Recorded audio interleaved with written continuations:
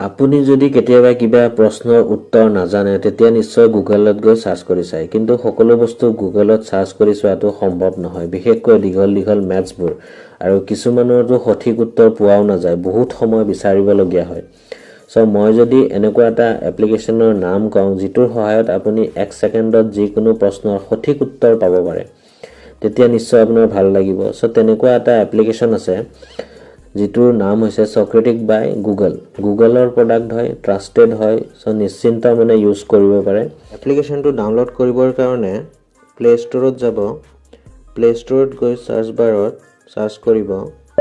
সক্ৰেটিক বাই Google এপ্লিকেশনটো আহিব open কৰিব open কৰাৰ লগে লগে স্ক্যানৰ অপচনটো আহিব আপুনি